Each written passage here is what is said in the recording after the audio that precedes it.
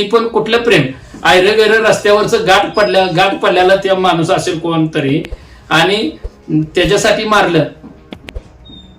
किती भयानक आज महाराष्ट्रात असे कृत्य घडतात. कुठंतरी ही थांबलं पाहिजे आणि विचारधारा बदलली पाहिजे. आपण कुणासाठी मारतोय आणि का मारतोय आपण आपल्या पुढच्या गुळाला, याचा विचार त्या मातेने करायला पाहिजे होता. अशा अनेक घटना आहेत, लव्ह मॅरेजची प्रकरण आहेत, असे अनेक आहेत.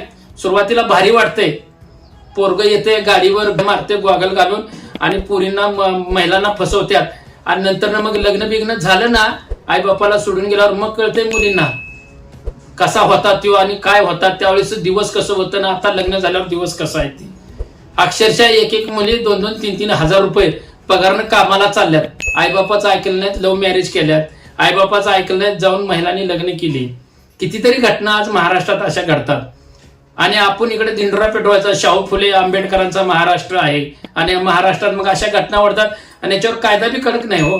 कायदा बी अशा लोकांना जामीन लगेच मिळते, 15 दिवस 20 दिवसांना महिन्यानं जामीन मिळतो यांना. खरं तर जामीन अशांना ना 1-1 वर्ष मिळाला नाही पाहिजे, असा कायदा आणला पाहिजे. राज्य सरकारनं विधानसभेच्या सभागृहामध्ये असा कायदा पारित केला पाहिजे. 1 वर्ष तरी जामीन नाही, कुठलीही घटना घडू दे, 1 वर्ष त्या व्यक्तीला जामीन नाही मिळालाच पाहिजे. कोणताही मोठा वकील लावा तुम्ही, हायकोर्टाचा वकील लावा, नाहीतर जजला तिथं आणून बसवा. 1 वर्ष कमीत कमी जामीन. या अशा हाफ मर्डर, फुल मर्डर, महिलांना फूस लावून पळून नेणे, मर्डर करणे, प्रेमासाठी मर्डर करणे, अनेक घटना घडतात. मुली पळवून नेणे, 1 वर्ष जामीन मिळाला नाही पाहिजे, तेव्हा कुठं तरी अशा घटना कमी होतील. धन्यवाद.